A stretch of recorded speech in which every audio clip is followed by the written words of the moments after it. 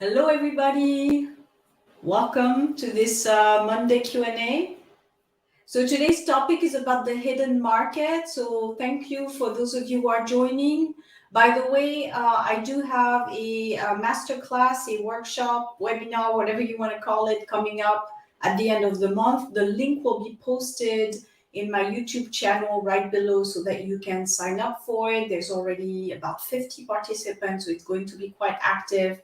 And I really recommend you join, especially if you're looking for building your career in Switzerland. So the link will be posted below in the YouTube channel. And if you're watching this on LinkedIn, it will be posted below as well, right after the streaming. So today's topic is about the hidden market. I love talking about the hidden market because I do believe, especially now after all my years of experience, that this is the way to get the great jobs. So you have the jobs on the open market where everyone is looking, where you're competing. And this is where you will find probably more junior positions. And because everyone is competing for those positions, they tend to be more of the mainstream ones. So if you're most of my clients fall into the second category, your non-typical profile. Maybe you've changed careers. Maybe you're trying to do something different. Maybe you're also senior, more senior, so nothing really suits. So this is where the hidden market will be your best bet. So trying to find jobs that are not visible to the eye. So it takes a little bit more efforts, but it's much more worth your time. So basically what happens in the job market is that you have two markets. So you have the job boards where everyone is looking, trying to do an application online, trying to make it through the applicant tracking system. And this can be quite difficult because you never know exactly the rules. And usually, again, it's better for people who are starting out in their careers rather than people who are more experienced, a little bit harder match, or at least not a match that you would imagine from the get-go. So again, the non-typicals, expats, people who have changed careers, people who had career breaks, people who don't have again the perfect match, perfect fit. The open market, meaning looking online, trying to find positions, it's going to be quite complicated. You're always going to be missing something because again, you're not that cookie cutter type of thing. So for those people, and actually for everybody else, I would suggest to go more towards the hidden market. So the hidden market is where 80% of the jobs are. Those are not the ones that you see online. So where do you find them? That leads me to now, after the introduction, how do you figure out where the hidden market is? So number one, you have basically two ways that companies look for openings, or for candidates rather. So you have companies that are quite in a very structured manner. They're more the big companies, multinationals. Also, you can fit with not for profit like the United Nations. So the larger companies, they tend to have a process, meaning that they have an opening. HR needs to advertise the position. It needs to go through a selection process. So where you're dealing with a market where it's very process oriented, obviously it's harder to get through the pipeline because again, the job needs to be advertised and you need to go through the motions. So that's again for big companies, large multinationals. It's hard to get away with it. Maybe you can get a good word from somebody inside the company that mentions you to somebody. That helps a lot. But again, it's not going to be necessarily enough, where you also need maybe, to have more than one person recommend you, and you also need to have a great profile. So the big companies tend to be harder to get into because they have this rigid process where they need to advertise positions, they need to find the talent that way, and you need to go through their selection process. And especially the more traditional ones. And again, the UN has a very traditional process where you have to follow it through to make it through the offer stage. And then there's a second market where you have more of the small and medium-sized business, the startups. So the smaller companies, maybe ones that just started out, or, you can fit into that also the smaller not-for-profits, the smaller organizations. So their hands are a little bit more free to hire people that they want. I remember when I started working in a not-for-profit, and there was no big process in place yet. Everything was going through email, or you could also, now you have apps that people use to recruit. I call that the Tinderization of employment, where you can look through the apps and find positions. Startups tend to use those more, but again, you're not going to find, or at least not right now, the large organizations won't necessarily have this process in place now, even though it's probably in the works, because companies are trying to be also more innovative, a little bit more creative in how they source profiles.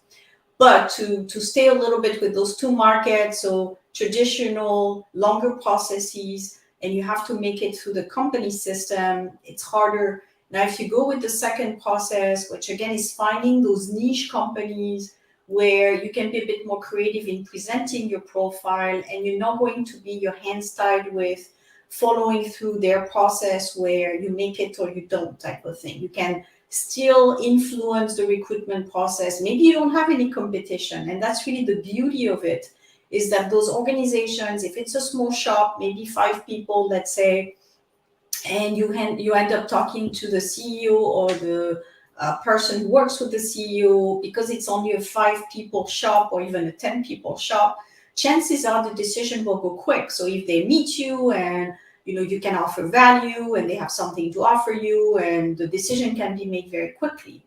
So that's what you have to keep in mind when you think, what's my best way to get a position at this stage? It's really to use this, trying to source the type of organizations where you would bring value and the process would be a bit faster to get hired.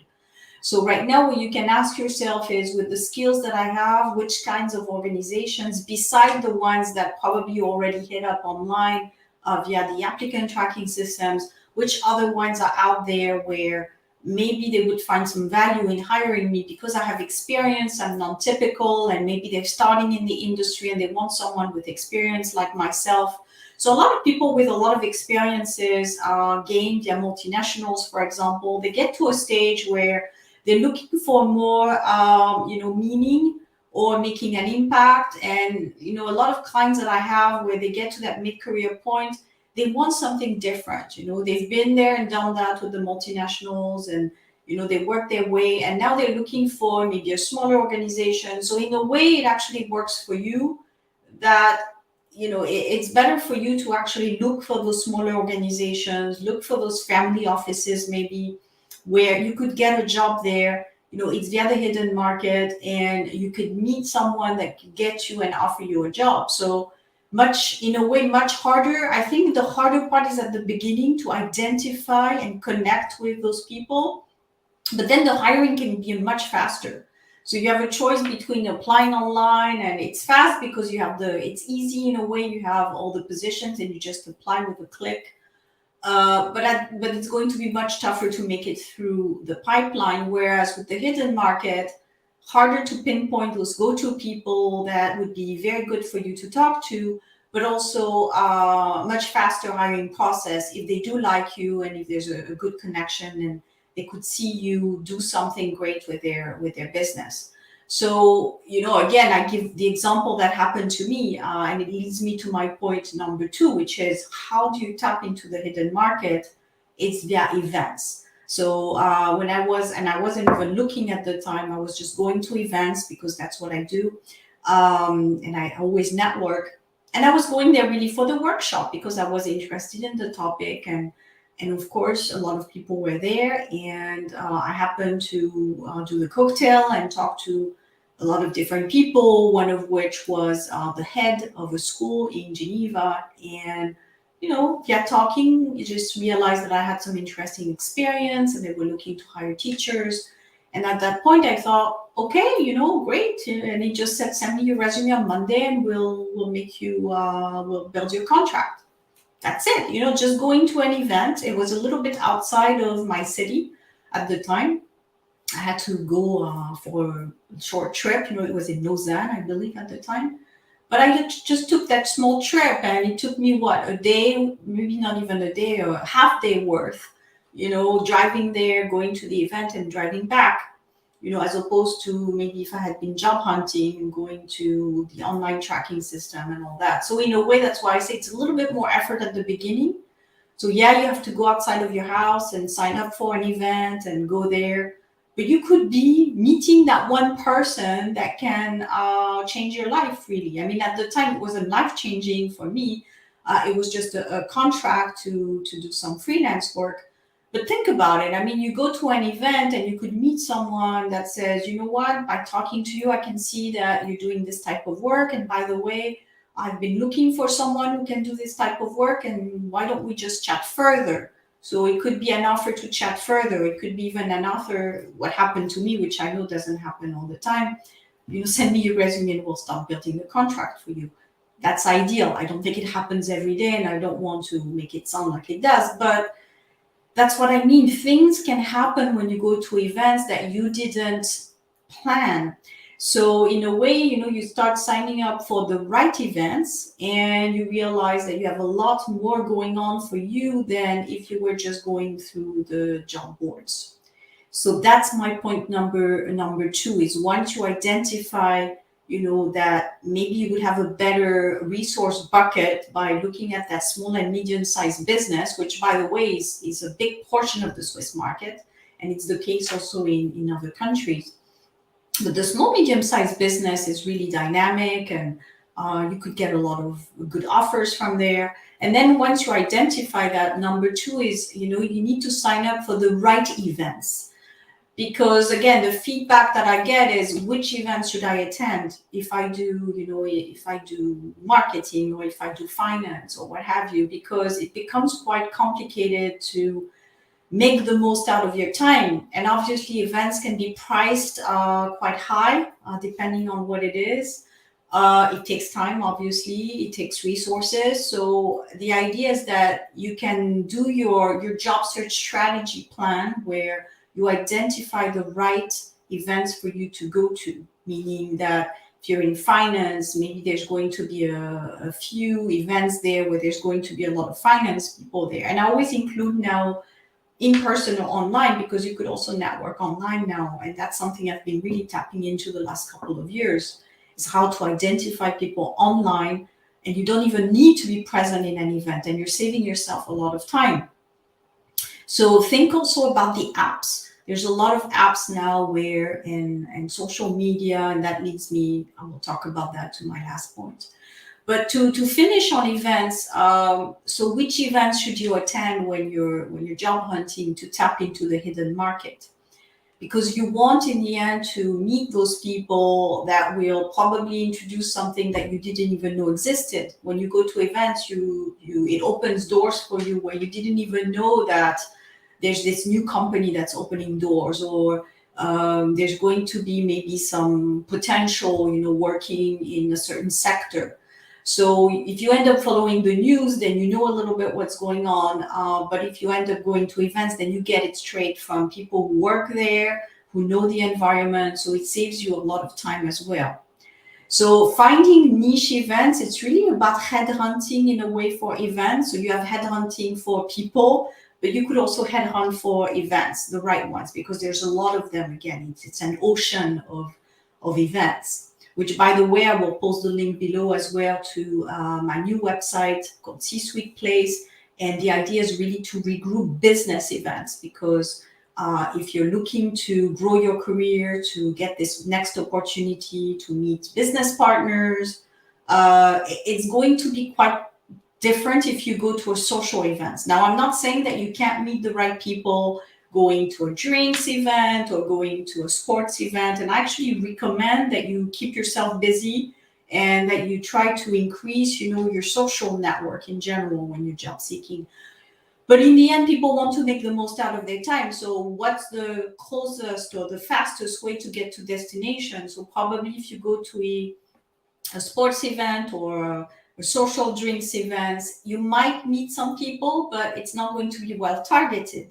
Whereas if you go to a breakfast, so I'll give you an example of what I mean by that. So if you go to a breakfast, let's say you're in finance and you're looking for a finance job, and there's this breakfast happening with the Chamber of Commerce where there's going to be someone from the big accounting firms who comes to do a speech. So let's say someone very important with the big accounting firms. I think it's the big four right now. So let's say Ernst and Y and EY and all of those. So let's say you have someone coming from the big accounting firm. So someone coming from a big company where they hold a big finance job.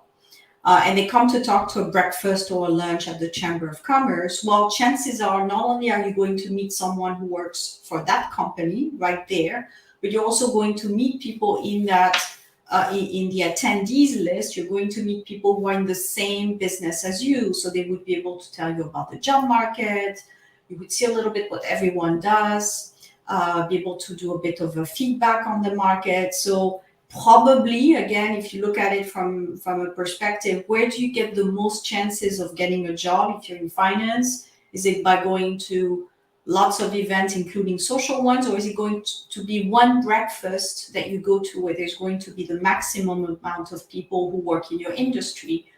Chances are it's going to be the second one. So think about, when you want to attend events, to find that hidden market, think about what are the events where, so it's a little bit of strategy there, and that's what I help people do when they book a call with me and we talk about their particular situation. So it's a little bit strategy, thinking, okay, with my profile, doing marketing or doing finance or what have you, which events, which are happening in the next weeks or a couple of months, which events make sense for me, where or how many people are going to be there who are in similar fields or who are complementary to me.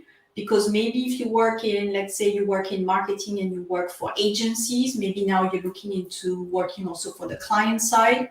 So maybe there's events where you can meet clients or people who would be able to hire you because you have that agency experience. So if you go to a big marketing event where there's going to be all of the clients of the marketplace there, it comes from my mind because I just saw an event lately, I think it was 1 month ago, where I thought, oh my God, if you're in marketing, I wish I would be able to tell people, and that's why I built this website of the marketplace for business events, because from my experience, and that's a skill that I've developed, I know which events would be perfect for a particular profile.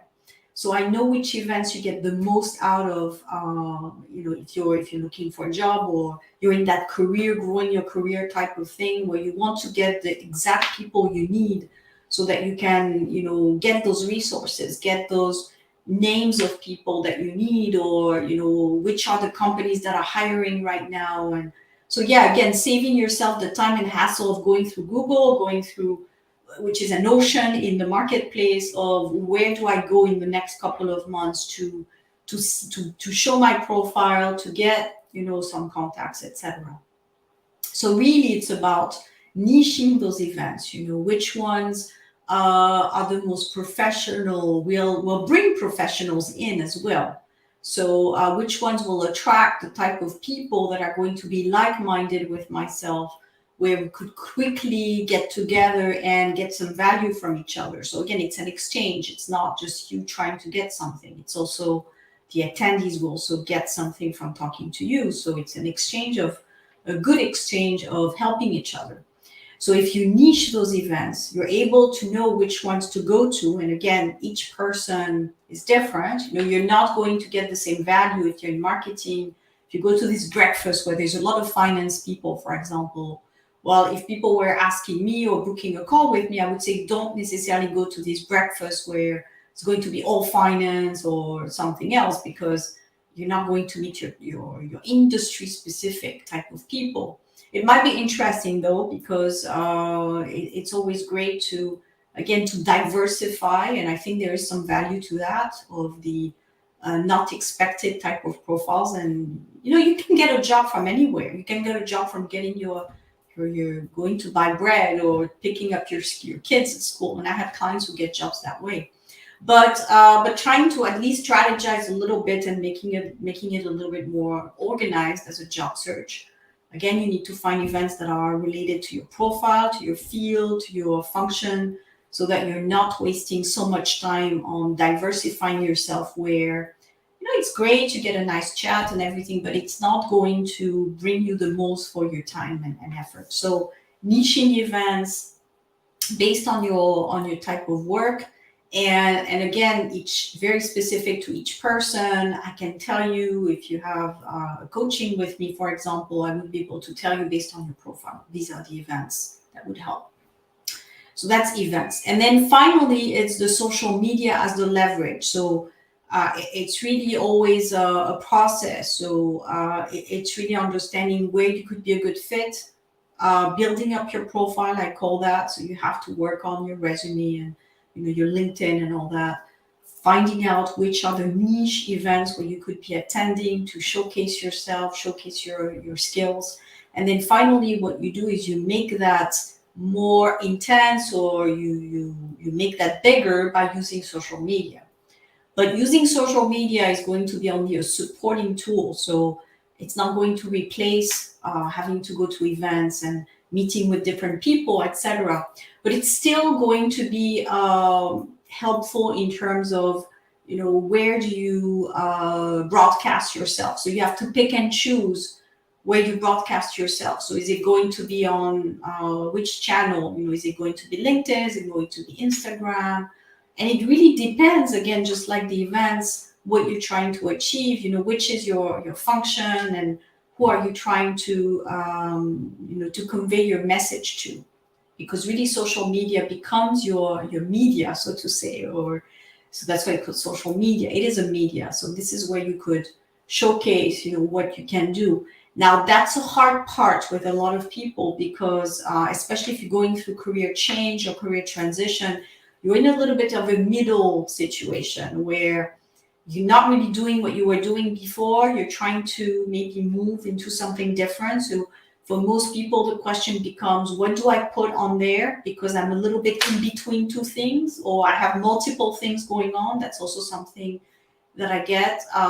People say I have multiple things, so which ones do I put forward? So it becomes the art of, what do you put first, and what do you showcase where? So it's a little bit like the events. It's a little bit of pick and choosing of what works and what doesn't. So there is a notion of a trial and error a little bit, where you have to test and see to find your ideal place where you would be happy, your ideal client if you're a freelancer. So it's not, again, a cookie cutter, like do this and do that and you get that. I wish it was.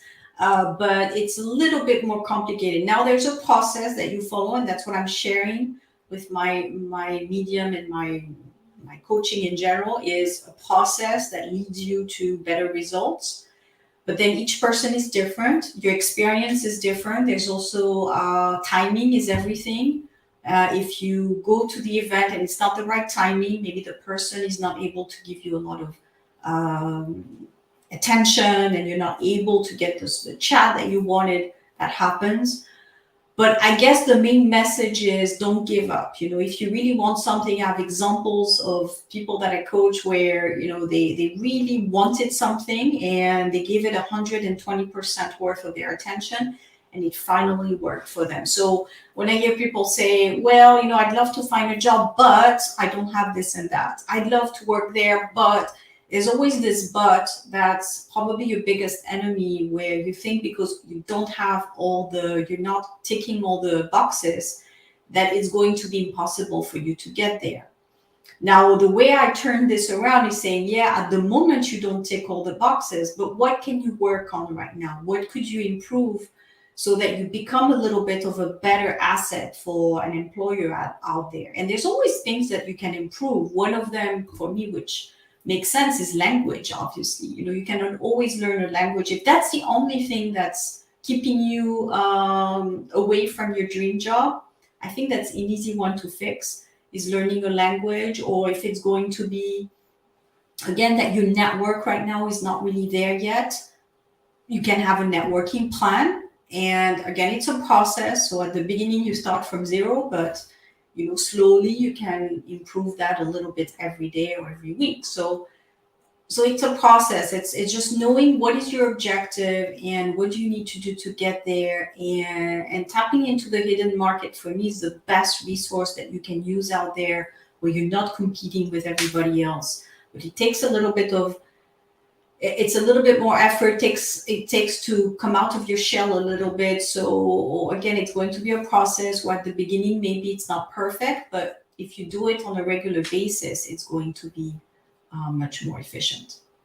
So that's it for the speech I wanted to share with you on how to move into the hidden market. So feel free to let me know if you have any questions, whether it's now or maybe later when you hear this as a replay. Feel free to post your questions below or on YouTube or what have you, and I will reply to you.